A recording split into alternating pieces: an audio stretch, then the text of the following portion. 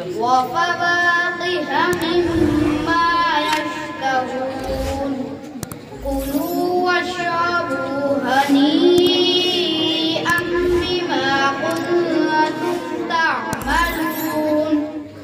إنا كذلك نجزي المحسنين ويل يومئذ للمكذبين كلوا وتمتعوا قليلا إنهم مجرمون ويل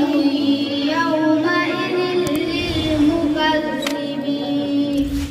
وإذا قيل لهم اركعوا لا يركعون ويل يومئذ